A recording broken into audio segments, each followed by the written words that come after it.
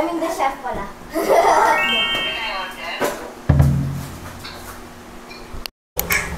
Hello! So, ito na yung ating induction cooker at dito ko siya nilagay sa gilid. At first time ni Daddy magluluto ngayon gamit ko. So, tuturuan ko siya. Nung una ko ding mga luto, actually parang 3 days pa lang. So, pang 3rd day pa lang ito sa amin ngayon. And medyo nag-a-adjust pa rin ako sa induction cooker. So, ayan, tignan natin. Let's go! Okay guys, nagluluto na kami. Daddy, share yourself. Oh. Ano ba unang lutuin? Sabay yun eh.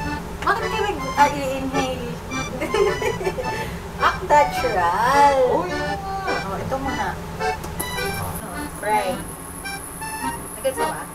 Fry. Okay, on. Oh. On, fry. Tapos mabaan mo muna para painitin mo lang yan. Sige pa, pababa pa. Yan, yan. Sige pa. Yan. Tapos pag mainit na. Tapos, dito mo yung, ano? Alin, mantika muna. Papainitin ko rin muna yung mantika. Hindi pa.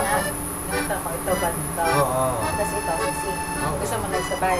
Oo. Hindi siya na. On. Fry. Babaan mo ulit. Minute lang. Ayan na, lagay mo na agad. O, naamoy ko na, mabaho na. Mabilis nga yan. Pag-iwi na ako muna. Ay, ang lakas! Mami, ganyan talaga nga. Ano ba, sinabi ko na sa'yo, hindi nga pwede bagal-bagal dito para tayo nasa master chef. Sabay-sabay. Hinaan ko muna. 60 Ayan na yan, mahina na yan. Okay guys, itataranta po. Ang bagal nitong ano. Recipe nga kasi ito, kaya hindi ko nagpapakailam. Labos ng olive oil. Oh, pwede na yan. Pwede na siguro na. Tignan mo kung nakasama. Walang dating. Gusto mo malakas.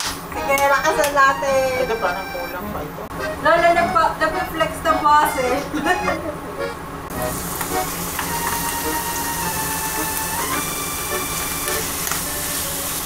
Wala, lumalakas na.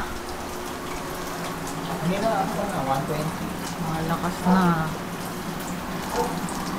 Bigyan natin sila ng tour. So, dito na yung ating lutuan. Para diretso na siya dito. Yan.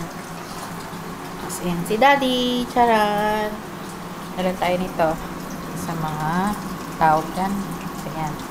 Tapos, dito na yung tapos, ito naman egg. Tinapay. And then, yung sa baba. Mga extra lang. Tapos, yan na yung ating mga lagayan.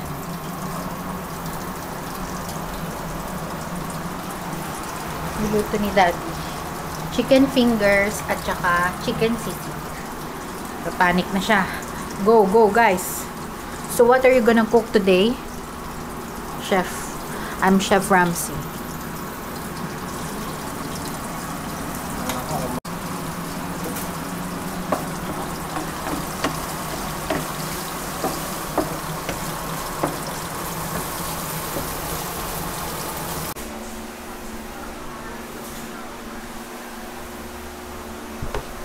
Daddy, kumusta?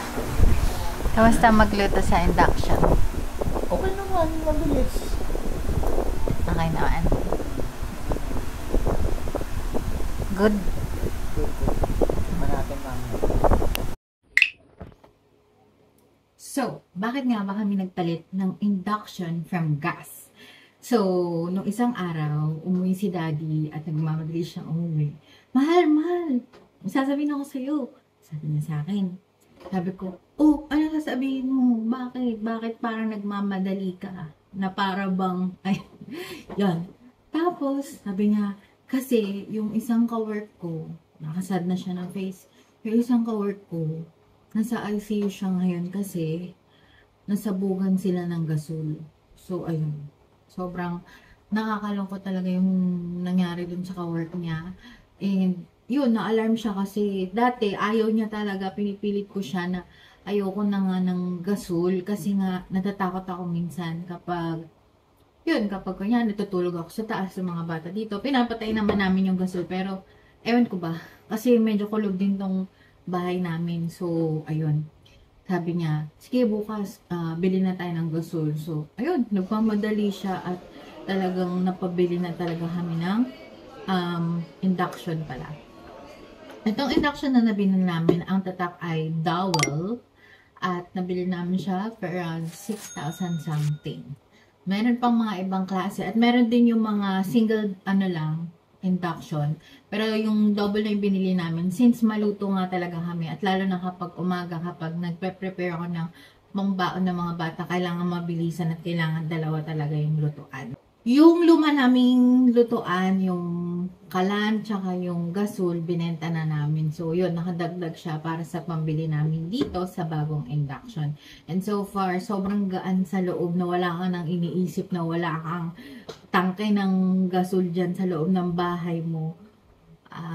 Hindi ka nag-worry dahil naka-electric ka lang. So, ito naman, noong una lang ay medyo nag-a-adjust ako magluto, pero ngayon ay medyo sanay na ako. Pero, ang iniisip ko ngayon ay magkano kaya ang idadagdag nito sa kuryente namin. So, yun ang aabangan namin at siguro i-update ko na lang din kayo. Pero, sobrang gaan sa loob na wala na akong iniisip na may gasol dyan at napapraning ka na, napatay ko ba yung gasol? Napatay ko ba yung kalan? Yung mga ganun. Ito, nabunot ko ba?